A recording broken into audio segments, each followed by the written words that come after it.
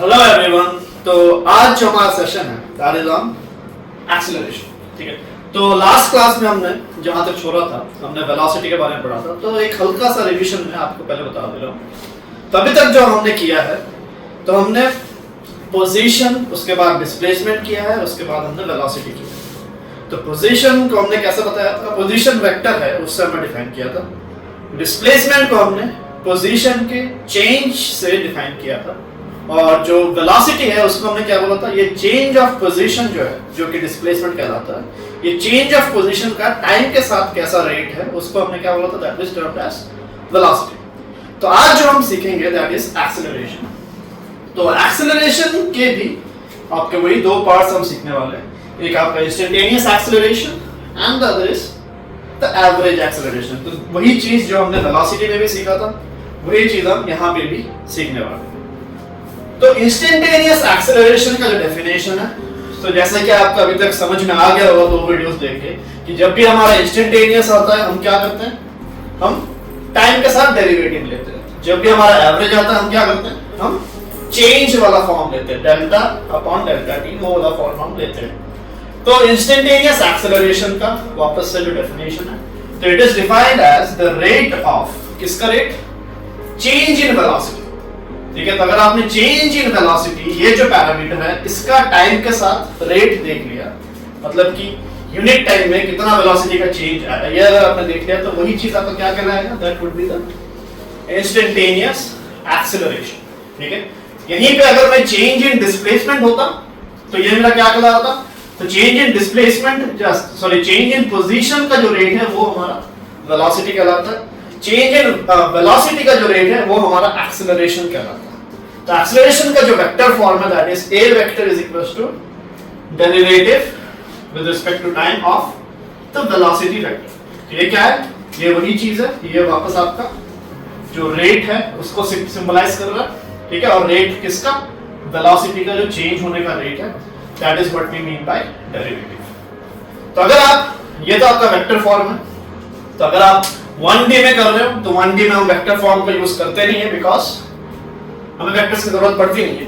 ठीक है, one dimensional vectors जो होते हैं उनको हम एज स्केलर्स भी ट्रीट कर सकते हैं, प्लस और माइनस के हिसाब से। तो इसलिए 1D मोशन में हम ये वेक्टर साइन हटा के अकेला बस ये वाला जो टर्म है acceleration is equals to dv dt, बस ये हम लिख देंगे, where v is what? v is velocity. ठीक है, यहां पे आपको ध्यान में रखना है, ये जो v है दैट इज नॉट स्पीड। ठीक है, तो यहां पे एक नोट में मैं डाल देता हूं कि acceleration is not equals to rate of change of speed. ठीक है, तो acceleration rate of change of speed के बराबर नहीं है, ये आपको ध्यान में रखना है। एक्सेलरेशन के लिए हमेशा आपको वेलोसिटी लेना पड़ेगा। वेलोसिटी और स्पीड में क्या फर्क है? Velocity can be positive, it can be negative, but speed it will always be what? It will always be positive. तो rate of change of speed अगर आपने निकाला है तो वो आपका एक्सेलरेशन नहीं देने वाला। तो ये हर चीज आपको ध्यान में रखना पड़ेगा जब भी आप क्वेश्चंस करते हो। तो हाँ, कुछ स्टूडेंट्स ने मुझे वीडियो, पुराने जो वीडियोस हैं वो देख के कुछ स्टूडेंट्स ने मुझे बोला है कि सर ये डेरिवेटिव्स, ये जो आपका वेक्टर है, ये जो इंटीग्रेशन है, ये सब चीजें हमें पता नहीं। तो ये चीज मैंने मुझे वीडियो स्टार्ट करने से पहले ही बता देना चाहिए था कि ये जो बेसिक मैथमेटिक्स वाला पार्ट है, ठीक है, वो हमने यहाँ पे पहले नहीं उठाया। ठीक है, तो मैं अभी एज्यूम करते हुए चल रहा हूँ कि सिंस बहुत टाइम हमारा बीत चुका है, ठीक है, we have started with class 11। ठीक है, तो by this time I hope कि everyone has learned all this basic mathematics. तो हाँ, इस चैप्टर को स्टार्ट करने से पहले the basic mathematics like derivative, integration and vectors, these are required so that you can understand all these things. ठीक है, तो ऐसा नहीं कि मैं इसके वीडियोस डालूंगा नहीं, इसके वीडियोस भी मैं डालने वाला हूँ, बेसिक मैथमेटिक्स को भी हम कवर करेंगे डिटेल में। ठीक है, but for the time being I started with just pure physics. ठीक है, तो it requires that you know all this things beforehand. तो मेरा जो वीडियो है उसी पॉइंट ऑफ व्यू से है, तो मैं देखता हूँ आगे आपके ऐसे वीडियोस में और बनाऊंगा जहाँ पे बेसिक मैथमेटिक्स को भी हम डिसाइड करेंगे। तो ये रहा आपका इंस्टेंटेनियस एक्सेलरेशन को लेके। जो अगला हमारा टर्म है दैट इज एवरेज एक्सेलरेशन। ठीक है। तो एवरेज के लिए हम क्या करेंगे, एवरेज के लिए वही चीज हमारा चेंज वाला फॉर्म आने वाला है। यहाँ पे हमारा डेरिवेटिव था इंस्टेंटेनियस के लिए, एवरेज के लिए क्या आएगा, चेंज। तो एक्सेलरेशन वेक्टर का एवरेज वैल्यू क्या होगा, it is defined as the change in velocity. तो यहाँ पे ध्यान दो कि मैंने रेट वर्ड यहाँ पे यूज नहीं किया, यहाँ पे मैंने क्या बोला, change in velocity per unit interval of time. ठीक है। तो जिस भी इंटरवल ऑफ टाइम के लिए, एवरेज के लिए हमें क्या चाहिए होता है, हर जगह मैंने स्टार्टिंग में बताया आपको, अगर आप एवरेज निकाल रहे हो तो you require a proper interval. ठीक है। तो जो इंटरवल ऑफ टाइम आपका है, उसी इंटरवल में आप क्या करोगे, वेलोसिटी में कितना चेंज आया उसका आप रेशियो निकालोगे। तो that would be the acceleration average vector. तो एक्सेलरेशन एवरेज वेक्टर क्या आएगा, डेल्टा वी वेक्टर। ठीक है। डेल्टा वी क्या है, चेंज इन वेलोसिटी, मतलब final velocity minus initial velocity divided by delta T. ठीक है। तो ये हमारा वेक्टर फॉर्म है। अगर आप इसको 1D में पढ़ रहे हो तो 1 डायमेंशन में वापस आपका जो वेक्टर फॉर्म है दैट कोलैप्सेस इनटू स्केलर्स। ठीक है। बिकॉज़ 1D में हम स्केलर्स वेक्टर्स को इन टर्म्स ऑफ स्केलर्स डिफाइन कर सकते हैं। तो इसलिए हमारा 1D में एवरेज एक्सेलरेशन क्या बनेगा, वही वेक्टर साइन आपका हट जाएगा। ठीक है। तो v final minus v initial, और जो इंटरवल है उसको हम कैसे लिख रहे हैं, t final minus t initial. ठीक है। तो ये आपका एक्सेलरेशन का एक सम ऑफ थ्योरी।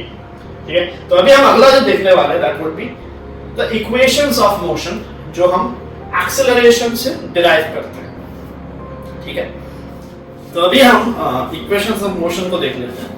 तो वही चीज है कि इक्वेशन ऑफ मोशन के लिए आपको डेरिवेटिव्स और इंटीग्रेशन का एक नॉलेज होना चाहिए। ठीक है। तभी आप इस चीज को कर पाओगे।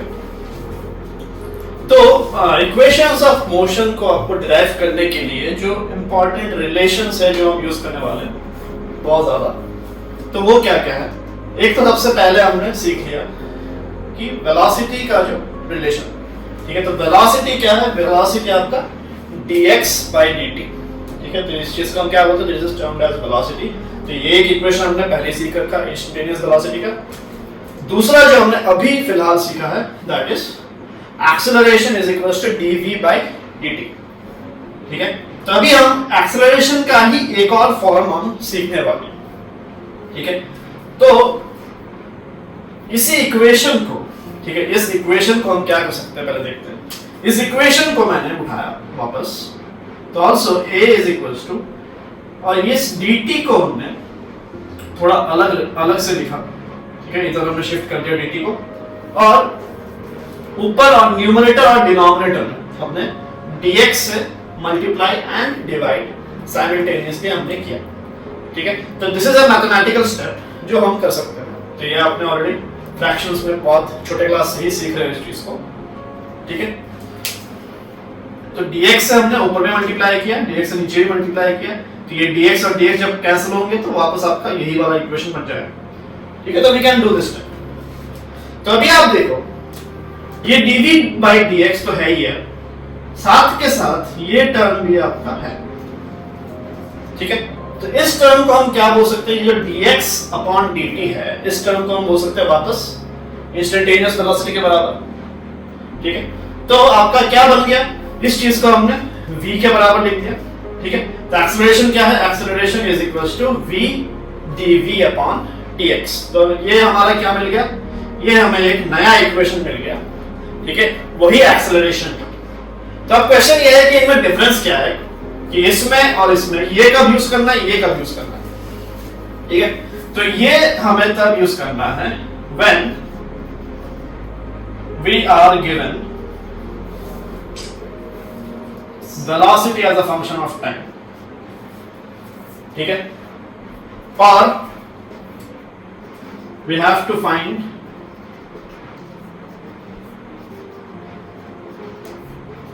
velocity as a function of time। तो दोनों टाइम हम इस चीज को यूज कर सकते हैं।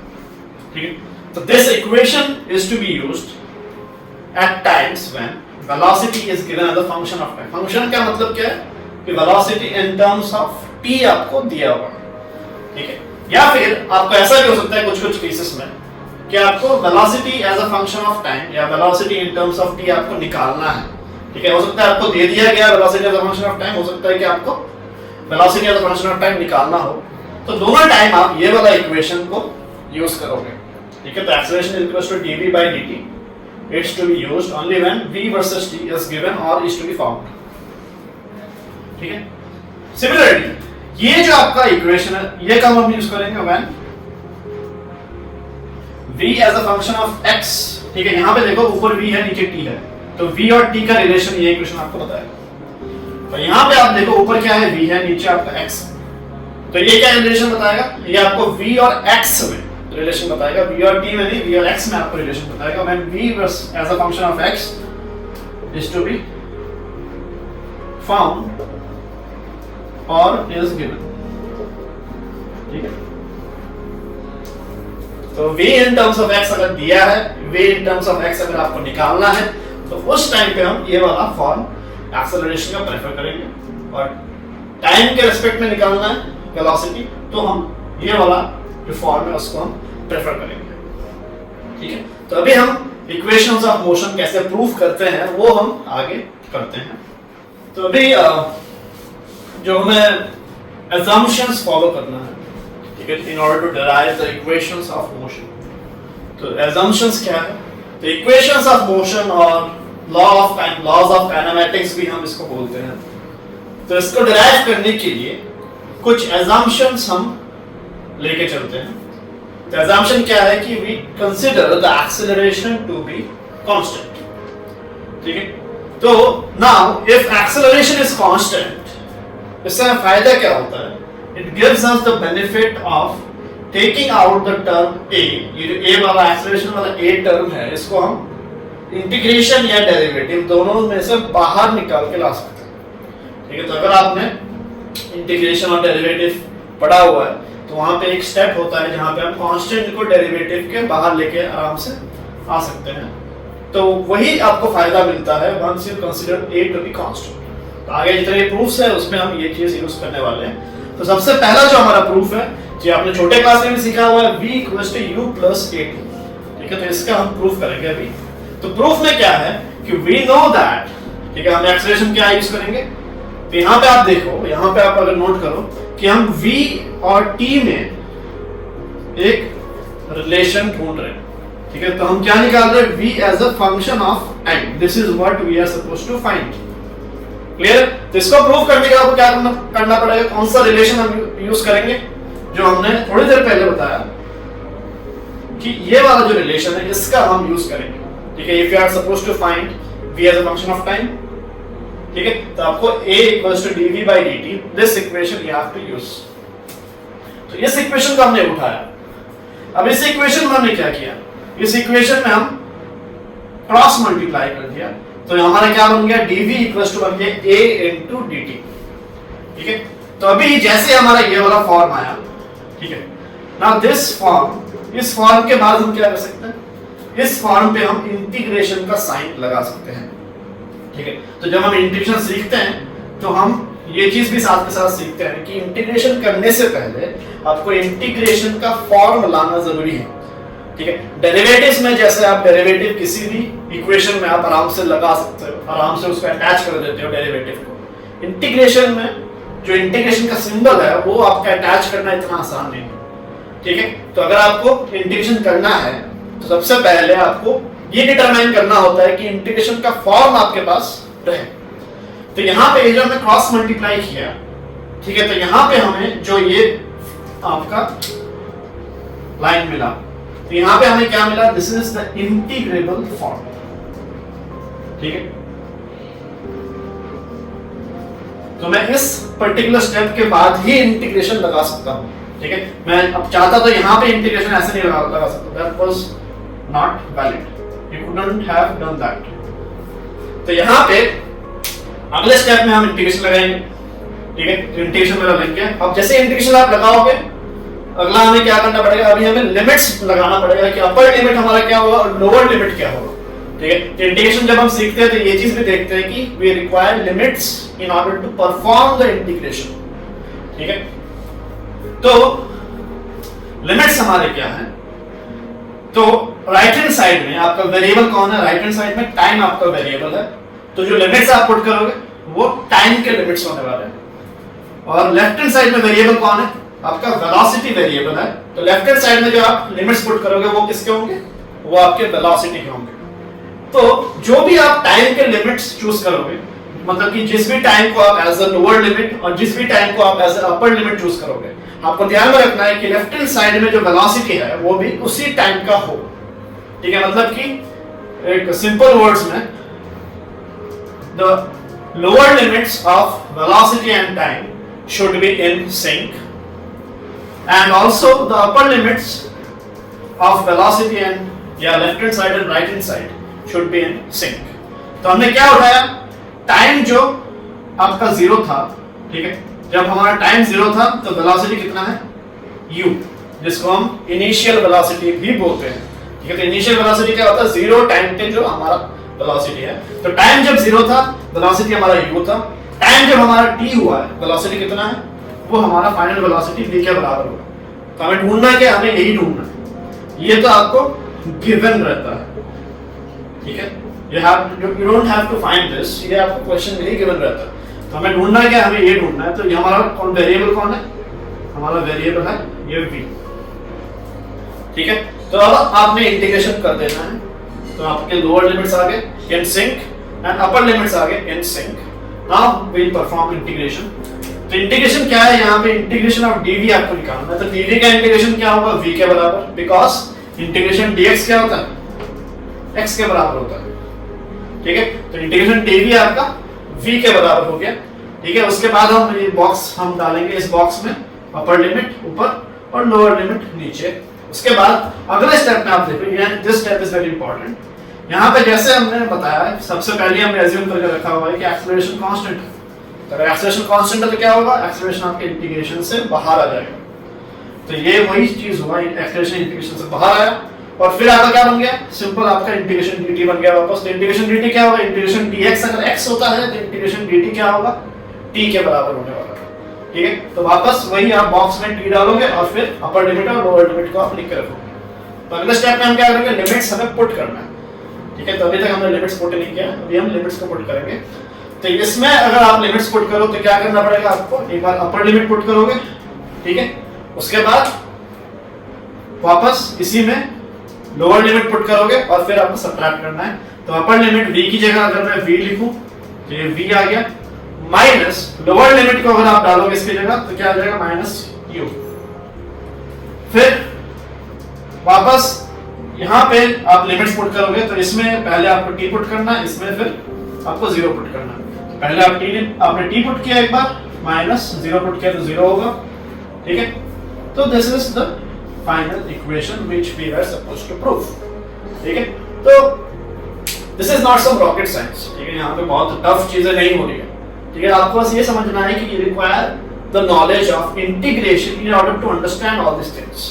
ठीक है, तो आपको अगर इंटीग्रेशन पता है तो मैं ये बता सकता हूँ कि जिनको इंटीग्रेशन पता है तो उनको बहुत ही आसानी से ये चीज समझ में आ गया होगा। ठीक है, अगर किसी को ये चीज समझ में नहीं आया कि ये इंटीग्रेशन कैसे हो गया, तो my friend you have to go back and then you have to study integration first and then you have to come to this part of the chapter. ठीक है, तो अभी हम अगला जो प्रूफ है वो करते हैं।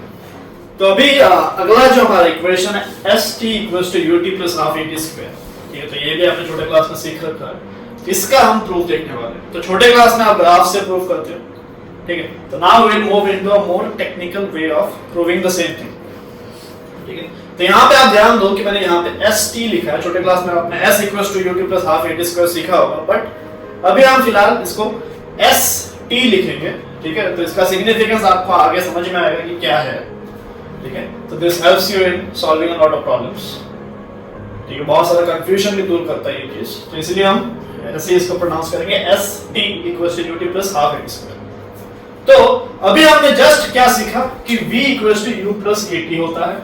ठीक है, और u क्या है, u is the initial velocity, v is the final velocity जो टाइम पे डिपेंडेंट है। टाइम चेंज होगा तो v की वैल्यू चेंज होगी, but u and a they are what, they are constants for the time being। ठीक है, एक बार मोशन आपका स्टार्ट हो गया तो एक्सेलरेशन भी आपका चेंज नहीं हो रहा, और u जो है इनिशियली कितने से स्टार्ट किया था वो भी आपका चेंज नहीं होने वाला। तो इसको हम कांस्टेंट्स मानेंगे। वेरिएबल्स कौन है हमारे, v and t, these are the only variables present। तो आल्सो, तो एक तो हमने ये ऑलरेडी सीख लिया है also we know that v is equal to dx upon dt। ठीक है, तो हम क्या लिख सकते हैं, v को हम dx अपॉन dt, तो इसी इक्वेशन में मैंने v को dx अपॉन dt से रिप्लेस कर दिया। ठीक है, तो अभी आपका इक्वेशन क्या बन गया, dx upon dt is equal to u plus at। ठीक है, तो अभी आप वही वापस क्रॉस मल्टीप्लाई करो तो ये आपका इक्वेशन बनेगा। And if you notice here this equation is in the integrable form, मतलब कि इस स्टेप के बाद ही आप इंटीग्रेशन को लगा सकते हो, इससे पहले आप इंटीग्रेशन नहीं लगा सकते। तो जैसे ये हमारा इंटीग्रेबल फॉर्म आ चुका है तो अगले स्टेप में मैं क्या करूंगा, अगले स्टेप में मैं इंटीग्रेशन को लगाऊंगा। तो ये हमारा इंटीग्रेशन साइन सब में लग गया। ठीक है, तो जैसे कि मैंने पहले ही बताया था कि integration and derivative both follow the distributive law. Distributive law मतलब अगर मैं इंटीग्रेशन पे यहाँ पे लगाऊंगा तो वो दोनों टर्म्स में, अगर ये ब्रैकेट में है तो दोनों टर्म्स में वो डिस्ट्रीब्यूट हो जाएगा। ठीक है, तो इसलिए मैंने एक ही स्टेप में इंटीग्रेशन को दोनों टर्म्स में डिस्ट्रीब्यूट करता हुआ लिख दिया। जैसे आपने इंटीग्रेशन लगाया तो वापस आपके वही लिमिट्स डालने पड़ेंगे। तो आप राइट हैंड साइड में आप नोट करो, राइट हैंड साइड में दोनों साइड वेरिएबल क्या है, आपका टाइम इज द वेरिएबल। तो टाइम के लिमिट्स हमें अपर और लोअर पुट करना है। और लेफ्ट हैंड साइड में आपका लिमिट्स क्या है, x इज द वेरिएबल, तो लिमिट्स हम उसके पुट करें। एंड राइट हैंड साइड के वेरिएबल्स लेफ्ट हैंड साइड के वेरिएबल्स के साथ सिंक में रहना चाहिए। तो वही टाइम हमने 0 उठाया लोअर लिमिट, तो इसमें 0 आ गया, इसमें 0 आ गया। तो सिमिलरली जब टाइम आपका 0 था, पोजीशन या x कोऑर्डिनेट जो पार्टिकल का है दैट इज xi या x इनिशियल। ठीक है, और जब आपका टाइम आपका t हुआ, अपर लिमिट हमने t टाइम बाद लिया। ठीक है, तो वो आपके रिक्वायरमेंट के हिसाब से आप डाल दोगे इसको। तो जब टाइम t था, x का जो कोऑर्डिनेट है दैट इज x फाइन। ठीक है, तो ये हमारे लिमिट्स पुट हो गए। तो अभी हम इंटीग्रेशन करेंगे। इंटीग्रेशन में क्या आएगा, वही x का इंटीग्रेशन क्या आएगा, इंटीग्रेशन dx आपका x आएगा। यहाँ पे u आपका कांस्टेंट है तो ये आपका इंटीग्रेशन के बाहर आ जाएगा, जस्ट लाइक a। ठीक है, पिछले में आपका a भी कांस्टेंट था तो वो इंटीग्रेशन के बाहर आया था, तो यहाँ भी आपका u इंटीग्रेशन के बाहर आ जाएगा। सिमिलरली यहाँ से a भी आपका इंटीग्रेशन के बाहर आ जाएगा। ठीक है, तो ये पूरा इक्वेशन आपका ऐसा बन जाएगा। लेफ्ट हैंड साइड में हमने इंटीग्रेशन ऑलरेडी कर लिया, यहाँ पे एक और स्टेप हमारा बचा हुआ है इंटीग्रेशन करने का। तो यहाँ पे क्या वैल्यू आएगा, इसको मैं अपर लिमिट से एक बार पुट करूंगा, लोअर लिमिट एक बार पुट करूंगा, सबट्रैक्ट करूंगा। तो x की जगह x फाइनल आएगा तो xf आएगा, और इसकी जगह x इनिशियल आएगा, सबट्रैक्शन आ गया। फिर t इंटीग्रेशन dt आपका कितना होगा, t इंटीग्रेशन t dt कितना होगा, जैसे कि इंटीग्रेशन x dx कितना होता है, x स्क्वायर बाय 2 होता है। सेम चीज आपका यहाँ पे भी है। तो इंटीग्रेशन t dt क्या होगा, इंटीग्रेशन t dt आपका t स्क्वायर बाय 2 होने वाला है। ठीक है, तो फिर हमने वही लिमिट्स डाल दिए। तो अभी आप वापस वही अपर लिमिट और लोअर लिमिट को आप एक बार पुट करो तो क्या आ जाएगा, एक बार t और फिर 0, और यहाँ पे आप अपर लिमिट को पुट करोगे इस इक्वेशन में तो क्या आएगा, t स्क्वायर बाय 2 आएगा। ठीक है, लोअर लिमिट को पुट करोगे क्या आएगा, 0 स्क्वायर बाय 2 जो कि 0 आएगा। ठीक है, तो ये आपका पूरा टर्म जो है आ गया। तो this is the final term. तो st लिख रहे हैं, st equals to ut plus half at square. तभी आपको समझ में व्हाट इज st। तो यहाँ पे अगर आप देखो जो इंटीग्रेशन आपने परफॉर्म किया है वो 0 से लेके t टाइम तक आपने इंटीग्रेशन को परफॉर्म किया, मतलब कि ये पूरा इंटरवल जो है 0 से लेके t, उसमें कितना डिस्प्लेसमेंट आपका कवर हुआ है वो आप निकाल सकते हो। हाँ, एक और स्टेप, ये x final minus x initial, ये क्या है, this is the change of position. उसी को क्या बोलते हैं, उसी को हम डिस्प्लेसमेंट बोलते हैं। ठीक है, तो डिस्प्लेसमेंट कितना टाइम है, t टाइम बाद जो डिस्प्लेसमेंट हुआ, तो वही चीज हमने यहाँ पे रिप्लेस किया है। और st क्या है, st is the displacement covered in the interval. ये दिस इज वेरी इंपॉर्टेंट।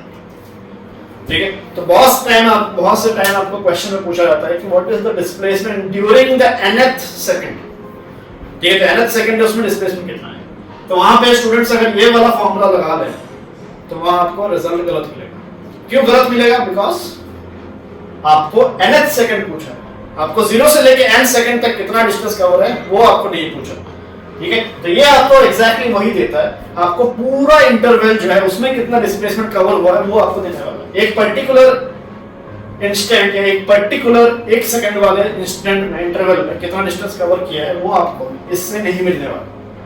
ठीक है। ऑल्सो एक और चीज जो नोट करने वाली है कि S T is equal to distance, ठीक है, only if there is no U turn involve. तो बहुत टाइम हम डिस्टेंस के लिए भी ये फॉर्म निकाल लेते हैं, इससे यूज करके निकाल लेते हैं, बट जो टेक्निकली आपको करेक्ट है वो आपको डिस्प्लेसमेंट देगा। डिस्टेंस तभी देगा अगर वो यू टर्न इन्वॉल्व नहीं है, बिकॉज अगर यू टर्न इन्वॉल्व नहीं होता तो डिस्टेंस और डिस्प्लेसमेंट आपको ऑटोमेटिकली इक्वल हो जाते हैं। तो इसलिए आपको डिस्टेंस का रिजल्ट भी आपको मिल जाता है अगर यू टर्न नहीं है। अगर यू टर्न है तो इसमें से आपको डिस्टेंस नहीं मिलेगा। ठीक है, तो बहुत सारे क्वेश्चन आपके यू टर्न वाले ऐसे रहते हैं जहाँ पे आप इस इक्वेशन पे स्ट्रेट अवे यूज करोगे तो आपको रिजल्ट नहीं आएगा। ठीक है, तो ये सब चीजें आपको ध्यान में रखना पड़ेगा। ठीक है, तभी जो अगला लास्ट एक और हमारा इक्वेशन है उसका प्रूफ देखते हैं। अगला जो हमारा प्रूफ है उसको देखते हैं। तो लास्ट जो हमारा इक्वेशन है that is v square is equal to u square plus 2ast। ठीक है, तो 2as की जगह हमने st यूज किया, वही जो हम पिछले इक्वेशन से लेके आ रहे हैं। तो इसका प्रूफ के लिए हमें क्या यूज करना है, वी नो।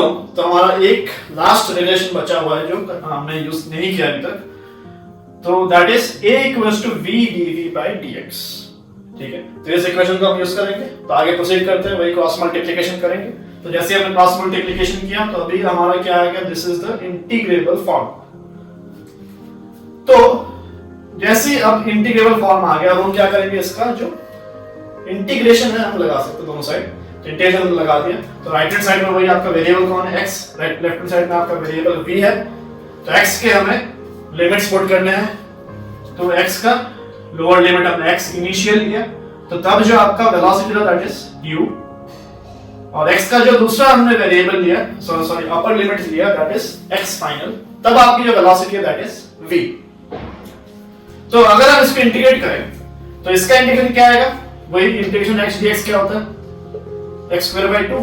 तो इंटीग्रेशन v dv क्या होगा, v स्क्वायर बाय 2। तो इसमें अपर लिमिट्स और लोअर लिमिट्स आपके लग गए। और अगला जो आपका है एक्सेलरेशन आपके इंटीग्रेशन से बाहर आ जाएगा, और फिर आपका इंटीग्रेशन dx। ठीक है, तो अगला स्टेप हम क्या करेंगे, यहाँ पे एक बार अपर लिमिट आएगा, यहाँ पे एक बार लोअर लिमिट को हम पुट करेंगे। तो फिर आपका v square by 2 minus u square by 2 equals to acceleration multiplied by integration dx कितना होगा, वही x आएगा, फिर वही अपर और लोअर लिमिट्स। फिर हमने अगले स्टेप में अपर और लोअर लिमिट्स को वापस पुट किया। ठीक है, तो फिर आपका इस चीज को हमने क्या लिख दिया, this has been written as st। तो फिर आपका फाइनल इक्वेशन जो है v square equals to u square plus 2ast, ये आपका प्रूफ हो गया। तो ये आपके तीन इक्वेशंस हैं जिनको हम कलेक्टिवली क्या बोलते हैं, this three equations are collectively known as the equations of motion और द लॉज ऑफ काइनेमैटिक्स। ठीक है, तो इनको यूज करके आप इस चैप्टर के मोस्ट ऑफ द क्वेश्चंस आपके इसी के ऊपर रहेगा, और इसको यूज करके सारे क्वेश्चंस आप निकाल सकते हो। ठीक है, तो इस पे आप क्वेश्चंस ट्राई करो। ठीक है, मैं इस पे जो क्वेश्चंस है वो भी मैं आपको प्रोवाइड करने वाला हूँ एक वीडियो में। तो अगला जो वीडियो रहेगा वो हम यहीं से आगे बढ़ेंगे। ठीक है, इस पे कुछ क्वेश्चंस रहेंगे, पुराना जो हमारा एवरेज वेलोसिटी या एवरेज स्पीड, उस पे जो क्वेश्चंस है वो भी हम अगले वीडियो में डालने वाले हैं। ठीक है, तो stay tuned guys and I hope you like the video. तो आप सब्सक्राइब कीजिए जरूर। ठीक है, the more subscriber I get the more motivation I would get in order to make the further videos. ठीक है, तो जरूर कमेंट कीजिए। ठीक है, your comments are very much inspiring. ठीक है, तो हर वीडियो में जब भी मैं बनाता हूँ, जितने भी कमेंट्स देखता हूँ, तो ज़्यादा से ज़्यादा मुझे इंस्पिरेशन मिलता है अगला वीडियो बनाने के लिए। ठीक है, and do hit the bell icon so that all my future updates, all my future videos are being notified to you constantly। ठीक है, तो आपको इधर उधर जाने की जरूरत नहीं पड़ेगी। ठीक है, और नीचे जो आपका डिस्क्रिप्शन है उसको भी एक बार चेक कीजिए, तो उसमें आपके सारे जो नोट्स है रिक्वायर्ड वो सारे आपको वहाँ पे मिल जाएंगे। ठीक है, तो thank you guys and have a good day. Please like, share and subscribe and hit the bell icon for future updates.